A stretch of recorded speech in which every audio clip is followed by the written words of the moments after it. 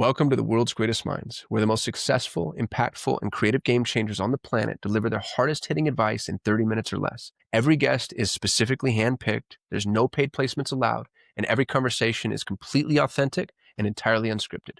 Big ideas, raw conversations, and real impact. This is World's Greatest Minds, and the revolution of thought starts now. I am so excited to introduce one of our very first guests, a very longtime friend of mine, somebody that I respect, admire, look up to, and truly is one of the world's greatest minds, Heather Wagenhals. Heather, thank you so much for being here. It's an honor to be a part of your show. Now, Heather is impossible to define or summarize, but I'm going to do my absolute best. She is an unconventional prodigy. She read Atlas Shrugged when she was 11 years old and knew she was destined for wealth.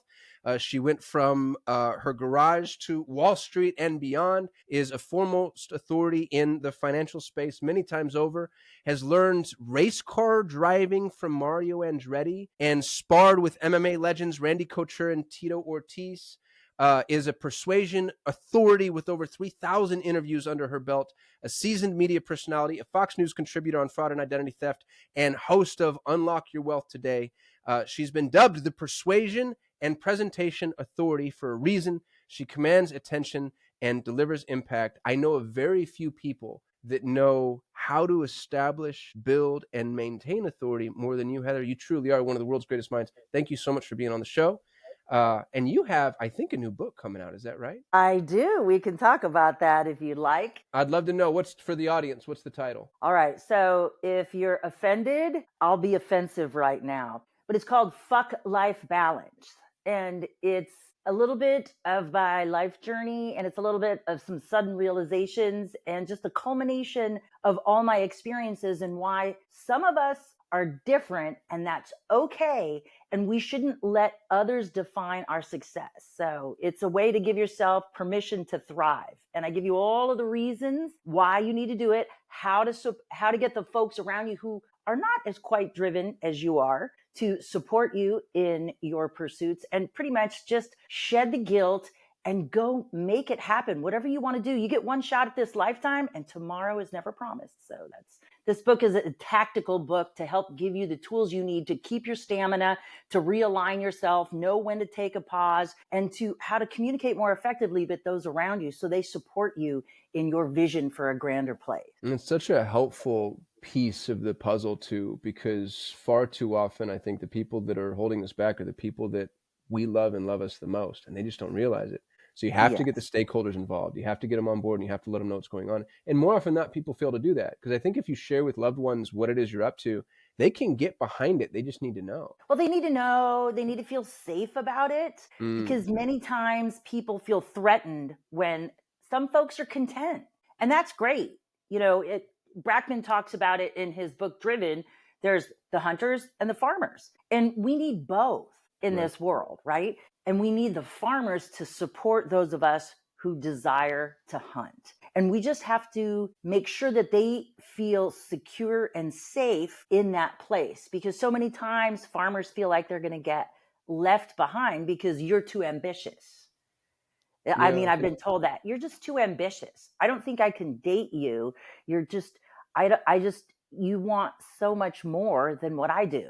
And I'm like, okay, I just thought everybody was like this. And then the further I went, I found out it wasn't that way. Well, that's why we're having you on the show, Heather, because I think the people tuning into this show, I imagine, are kindred spirits. There's nothing wrong with the 9-to-5er. You know what I mean? There's nothing wrong with the person that wants balance in their life, and they're not one of us. You know what I mean? So I love Fuck Life Balance. That's the name? That's it. Fuck Life Balance. You can go to fucklifebalance.com to support Heather. What I'd love to talk to you about, Heather, is what that means in terms of tactics. What are you telling listeners to do in a world of fuck life balance? They're sold. They want to lean all the way in. What's step number one? Step number one is to understand how we operate, because physiologically, we're a physiology first organism. So we're driven by what's in our environment, and we're always looking for the next danger, right? So on a cellular level, our DNA is driven in that respect. So we always have that little tinge of something going wrong, or trying to anticipate that so we can overcome it, so we can stay in our survival place, right? But because we're individuals. And as human beings with the ability to have higher thought, that we are also driven to achieve, right? So man's highest purpose is to achieve. So to that end, that's what we need to focus on. And balance is a myth, right? So we sleep a third of our lives away. So already we're imbalanced. In order for us to take a step, we have to physically shift our weight onto one foot, creating imbalance in order for us to place our next foot forward, right? So we need imbalance, because think about what balance is. It's inertia, right? It's inertia, which means we're going nowhere. But as humans, we're always driven to the next, always at a cellular level. So the idea is, how do we optimize that so we can create a life worth living and have a legacy worth leaving? Because the most important question that anybody has to ask themselves, and I've done personal coaching, financial coaching, and I've dealt with every person on the spectrum: entrepreneurs, professional athletes, comedians, actors. And it's always the same, because everybody is going out there to leave it all on the field, and then but they have nothing left. But if you drive with the idea of how do you want to be remembered, I think the first thing to do after we acknowledge that we're a physiology first, so we do have limitations, is to find out how we want to be remembered. Because when we operate from a values driven place, everything makes sense. And if we liken our lives, I like to use a gemstone as an analogy, right, to justify imbalance. So in order for a diamond or any gemstone to be brilliant, what does it have to do?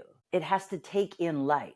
So the largest surface on a diamond is what they call the table, right? And this allows light to come in. And then once that light comes in, all of the facets, they're of different sizes, different shapes, different placements. This is what refracts the light in order for us to have what they call the fire. If you look inside of a stone and it's brilliant, that brilliance comes from the fire. But the fire comes from the light, and the light is our drive to achieve. It's our highest purpose. So if we liken, what do we do to realize that? We work, right? We provide value. We exchange value with others. I give you my highest and best use for your highest and best use. We're traders in that sense, right? And so it makes sense that I have to spend more time achieving, because when I am satisfied, when I feel accomplished because I just achieved something, then I can take that back to my family, my friends, my spiritual life, my hobbies. And even though those are smaller facets, I bring the best part of me to that. And if we think about, okay, like I have to have this much time with each kid, and I have to have this much time for my spouse, and I'm told that I'm not at home enough and I'm working too hard, but work is where I achieve my satisfaction, right? Now I'm bringing this reluctant, reserved, or even resentful person to those other areas of my life. And that's not good either, is it? There's some extraordinary gold nuggets here. I'm just going to read off from my notes. One, I love: man's greatest purpose is to achieve. We need imbalance. Imbalance is inertia. It reminds me of an observation somebody made about children learning to walk. When a child learns to walk, they're actually imbalanced. Walking for children is a controlled fall. They lean forward and then trust that the next leg can catch them, and then they do it again and then do it again and then do it again. And then I really love the question, and this actually dovetailed into what I was about to ask you, which is, how do you want to be remembered? So that's really what I was trying to get at. In a world where we're saying, you know what, fuck balance, I'm going to go all the way in. All the way in on what? How do you pick? How do you choose? How do you decide? I'm going to go all the way in on this thing, this project, this me, this version, this what, where, and it feels like the beginning of that conversation is asking, how do you want to be remembered? But I'd love for you to unpack that for me a little bit further. You're talking to me, you're coaching me, I'm your coaching client. Heather, I don't know what I want to be when I grow up. I don't know who I am. I'm with you on the fuck balance thing. Great, let's go all the way on. But how do I decide what to discard and what to keep? How to be imbalanced, where to place my inertia? The place that you need to start is when we identify what our values are, how we want to be remembered. all of those other little questions start to answer themselves. So it's great that you don't know what you want to do, because then that means you have so many open roads. I'm a polymath for sure, 100%. Mm. I love a lot of things. And when I go into something, I want to learn everything I can about it. I'm going to focus a ton of my time on it. And then when I'm satisfied, I can use those tools and skills that I've just acquired for that same end, or I can figure out a way to translate those skills into another area. I have had just about every job that you can imagine. The only one I haven't Me had too. is like window washer, but I've mowed lawns, I've babysat, I cleaned houses, I've fixed cars. I've done every single job you can Just real imagine. quick, tell your oil change story because it was great. I really loved that. Okay, so the quick context is I grew up in my grandpa's garage building furniture and fixing cars. He was an automotive design engineer for Henry Ford, and he worked on all of the injection molding processes for all of the parts that you see inside of a Mustang. But this was years ago. So I'm a wrench, right? And so I was looking for the easy A in high school. And so I took auto shop. And so everybody's like, ooh, this cheerleader's in auto shop. It was like a weird thing in the 80s for a cheerleader to do something like that. I was one of two girls, and I was the first cheerleader ever at my high school to do that. And it was an ag high school too. Mm. So agriculture, FFA, that sort of stuff. And so one of my teachers I was just talking with, and he says, remind me, I need to go get my oil changed. And I'm like, well, I'll do it for you. And he's like, what? And so that's how it started. So this teacher paid me $20. I spin balanced and rotated his tires and changed his oil, but I really didn't do it. Like, I went to the auto shop and I flirted with a couple of the boys. And so I got one boy to do the tires. I got one boy to do the oil change, and I paid each one of them $5, right? As I cajoled them into this, and I kept 10, and I'm like, oh, this is great. So it's repeatable, right? Because I went and I asked my next teacher, I'm like, do you need an oil change? And so they thought it was great because they're like at school, right? So they don't even have to mess with it. They give me their car keys. I'm taking it to auto shop. I'm doing this, right? So now I got this super hustle going on. And then I get kind of popped by the assistant principal who calls me into his office. And he was like, I have a question to ask you. And he goes, we're seeing a high level of usage. Now, we had to order a second drum of oil. Do you want to know about, do you have anything to share that will kind of clear this up as to why we're using so much oil? And I'm like, I don't know. I guess because we're changing oil, right?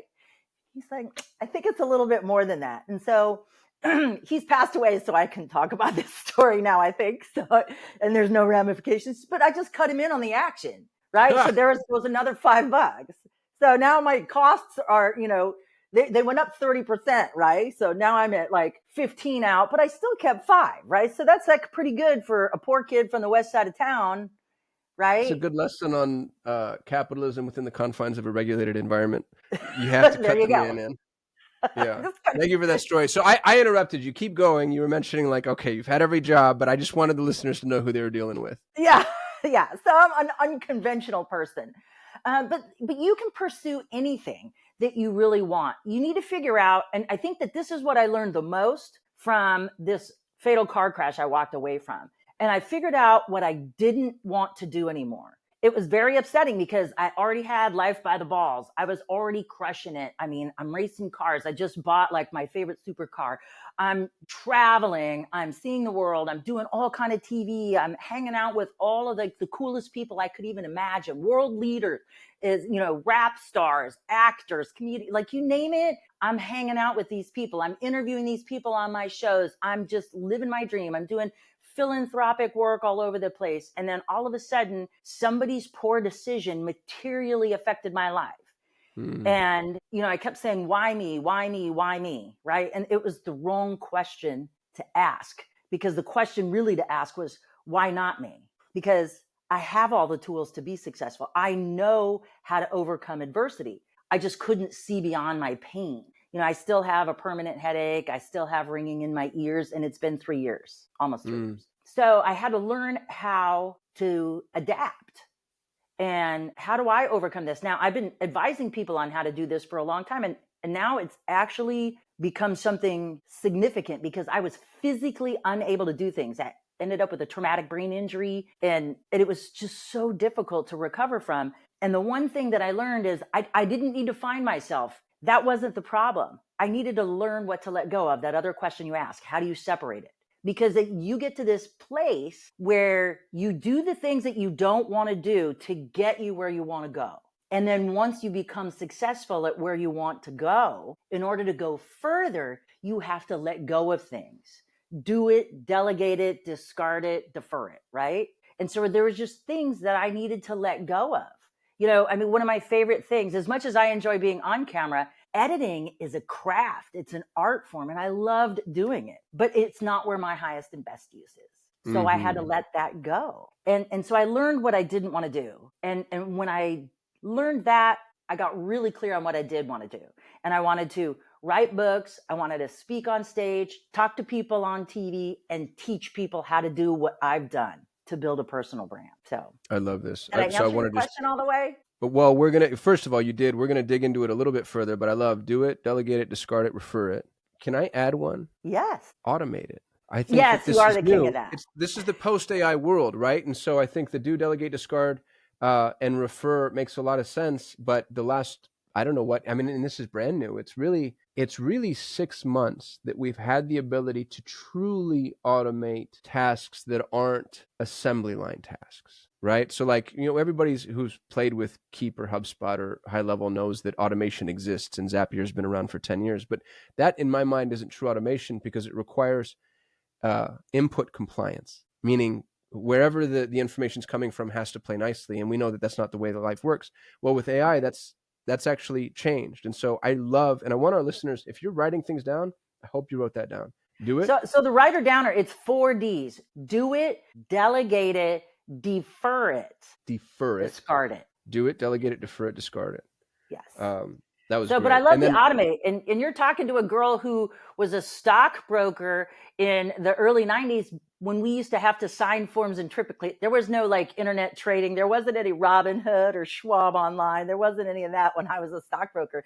You had to sign every trade. You had to press really hard because it was like, you had to get it through all 3 of the pages. Yeah, I know what you're talking about. The little pink sheets. So, Yep. And that could probably just be added to do it. Maybe what we do is we modify do it to do it once. Because once you do it, if you do it one time, it should at that point be automated and you should never have to do it again. Either your EA is doing it or your $1 trillion AI mechanism is doing it. I want to, again, go back and repeat some of my writer downers just because, Heather, it's worthy of doing so. When you hear brilliance, you know, repetition is the mother of skill. So speaking of brilliance, you said, the brilliance comes from the fire comes from the light comes from the desire to achieve. In order to know what it is that you're going to achieve, in order to learn what to let go of, you gave me 2 very specific, very tactical steps, I think. Step number 1 is identify your values. Step number 2 is determine how you want to be remembered. And based on this process, it sounds like, is the result the automatic manifestation of where you head in your experience with your coaching clients? Or does it still require a little bit of filtering and distillation? No, it's not the end. There's another step. So in order for us to function at this peak level, to be able to achieve whatever it is we set out to do, is we have to be at our highest and best resource state. And in order to be at our highest and best resource state, it's about physiological management. What do billionaires do better than anybody else? I want to get this right so bad. What do billionaires do better than anybody else? I'm going to say leverage. Leveraging what? I'm going to lead you into this. Leveraging others. Not just leveraging others, leveraging themselves. So they have better physiological and emotional regulation over everyone because they don't get overly excited for the wins and they don't get distraught over the losses. They just take the information in and they just recalibrate and they chart a new course and change direction. It's that simple. Yeah. And remember the difference between, pardon me? Like good gamblers. A good gambler is a machine. It's a mathematician. It's our buddy Dmitry Smirnov, who I'm going to have on the show. You know, I mean, you're stoic. When he taught me that the absolute best hand in poker only has an 80% chance of winning. So those actually don't feel like good odds. And what that means is exactly what you said. You have to be you just have to take it in as data. A win is data, a loss is data. So I really love that about the billionaires. Keep going. Yeah. So we have to figure out where our highest and best resource state is. And it's pretty simple to achieve, but you have to figure out where you are first. Do you want to work through a little process with me? I'm so excited. Let's do it. Okay, so first, just close your eyes and we're going to create a checkpoint, right? So I want you to close your eyes and I want to think about where you are right now. Are you hot or cold? How do you feel? Are you in a good mood? Did you have enough espresso or whatever your liquid inspiration is in the morning? Am I Is it answering too these hot? questions, or is this just me No, internalizing I'm everything? just guiding you. You Okay, figure this out for yourself because you're making this mental checkpoint, right? I'm ready. Are you slouching or are you sitting up straight? Are you have your legs crossed? Are both feet flat on the floor? Is the room quiet that you're in, or can you hear your kids playing off in the background? What's going on right now? Are you stressed out from last night and didn't get enough sleep? Are you thinking about the next interview after mine? Just make a mental checkpoint of where you are in the world right this moment. Now that you have that, we're going to focus on creating our highest and best resource state. Now, it's optimum if we can do this standing up, but you can still do it sitting down.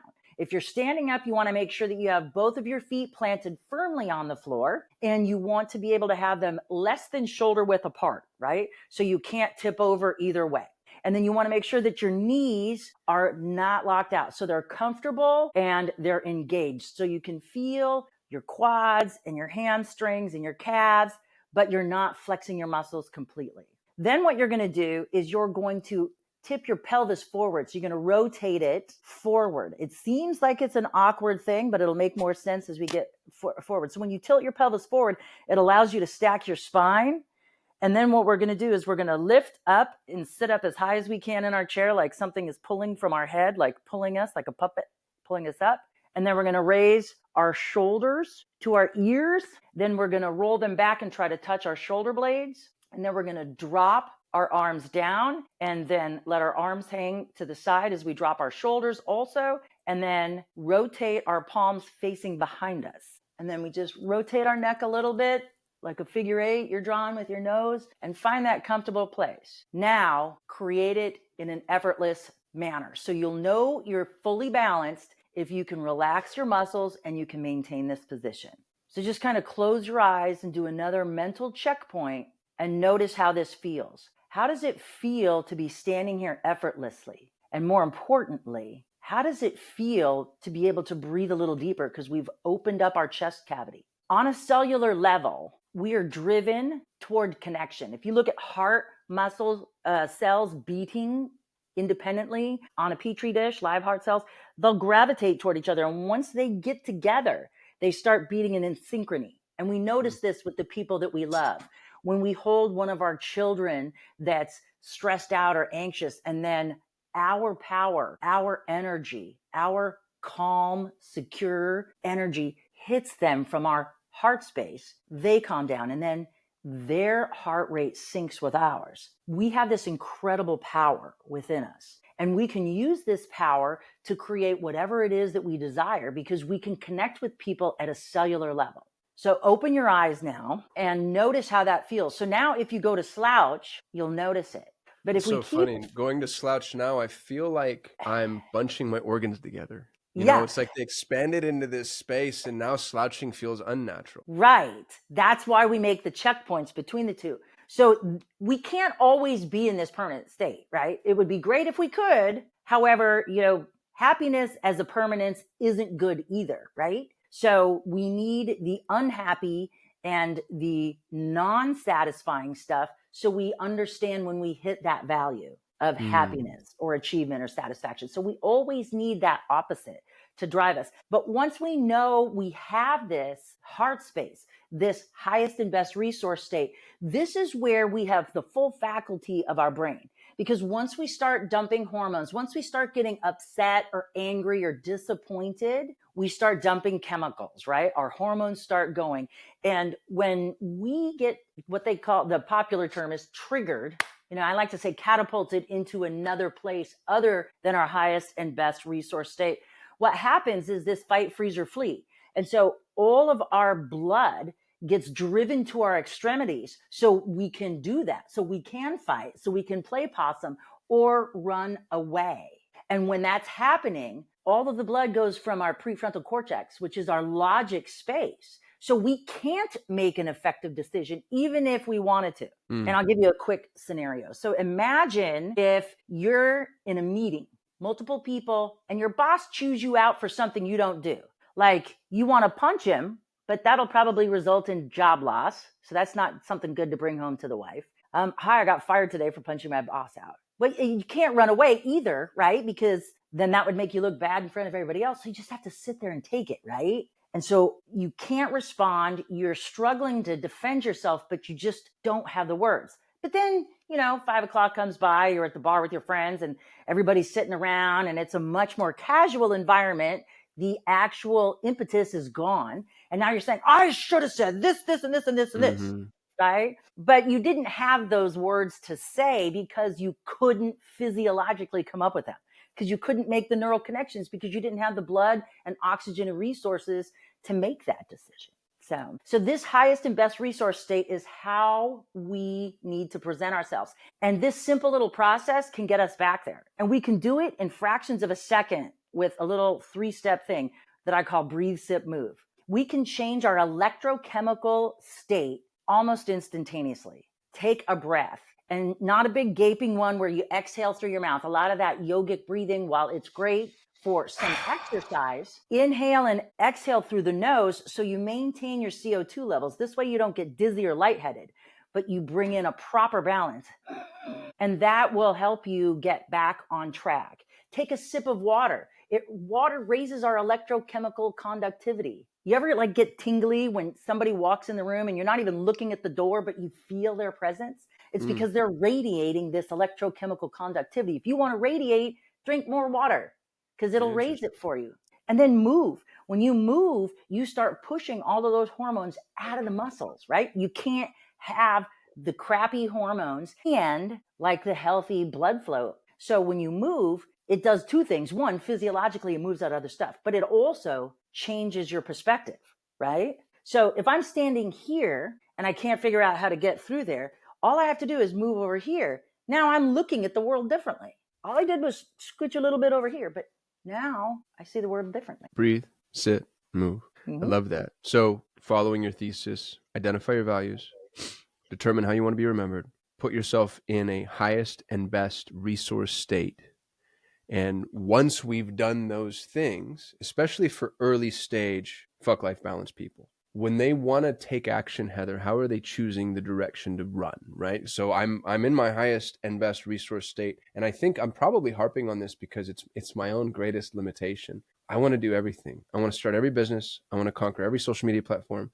There's just so much that I want to do. The distillation escapes me. And I'm curious how you make those decisions. How do you choose, this is my highest and best use? This is the mountain I'm going to climb. Because you've climbed so many mountains, but it does feel like you really have focused one at a time. How do you choose the one? It's like eating elephant.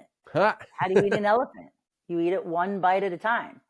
So your situation, it's going to be somewhat situation dependent. So what's pressing or urgent? Do you need income, right? Because if you need income to support yourself or others, if you're financially responsible for others, by that commitment that you've made, right, your responsibility, your ability to respond, you have to take care of that first. So this is what I talked about earlier, doing things you don't want to do to get where you want to go, so that you can make that next choice for the thing that does delight you, that it does excite you. But simply, how do I solve problems? The brain loves to close open loops, right? That's how they get you into all of these soap operas and serial shows, is they create the cliffhanger. So you gotta see next season, right? So we have this desire in our brain to close the loop. So what problem can you solve first for the greatest reward? Especially if you're being driven financially. What problems can you solve for the greatest reward? What problems can you solve after that give you the greatest satisfaction, right? It's a question of leverage. So what are my immediate needs? I love the beginning. I love the way this is starting.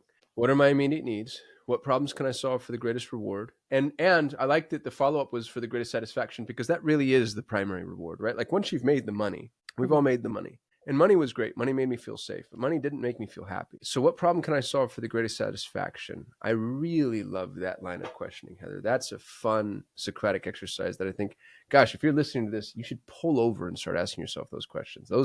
That'll change your whole life trajectory, won't it? Yes, it did for me. It did for me when I needed it most, because like you just said, I was sitting on, when I got into this silly car crash that was completely avoidable. And I wasn't driving, just for the record. I was the only seat belted passenger in the backseat. And other than the dead guy, I was the only one that sustained injuries. It was the most ridiculous thing.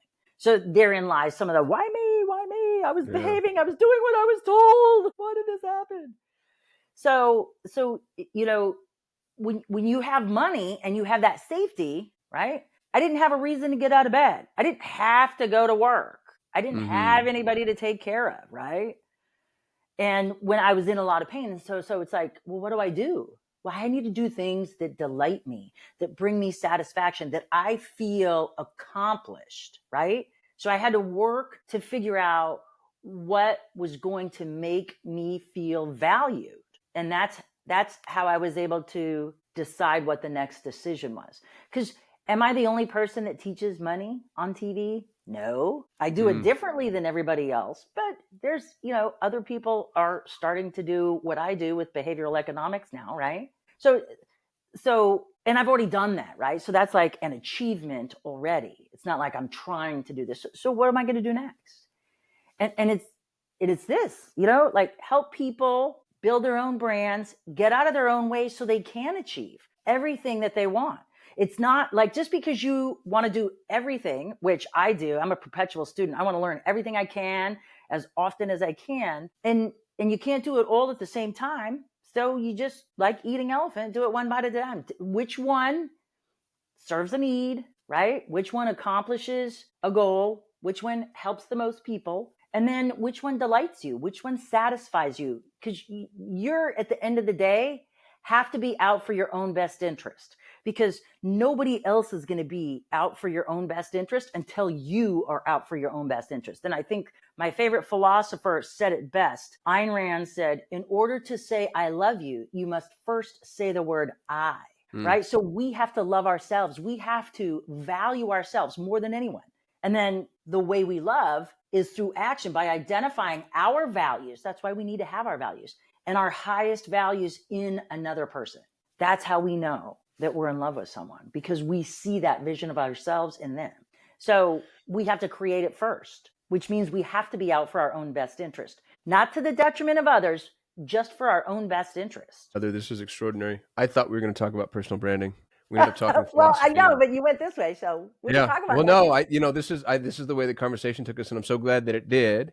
Where can people find and support you? Well, my main website is heatherwagenhals.com. If you're interested in learning about money, unlockyourwealth.com. And if you want to get in on my new book coming out this year, fucklifebalance.com. Love it.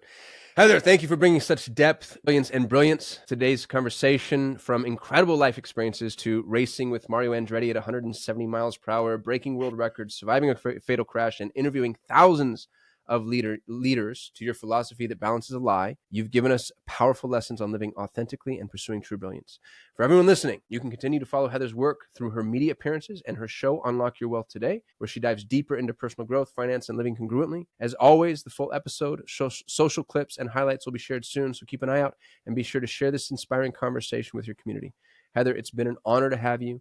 You truly are one of the world's greatest minds. Thank you for reminding us that brilliance, not balance, is the real path forward. Excellent. It's been my pleasure. Thanks, Qasim. You've just heard another powerful episode on World's Greatest Minds. For links, resources, and full show notes from this episode, go to worldsgreatestminds.com, where you can also subscribe so you never miss another episode. Drop us a review, because your feedback fuels the mission, and share this with somebody who's willing to buck the status quo. Most importantly, tell us who you think we should interview next. Nominate the people who you believe have the results, the track record, and the brilliance to truly qualify as one of the world's greatest minds. Join us weekly as we forge innovation in real time. This is World's Greatest Mind. The revolution of thought continues with you.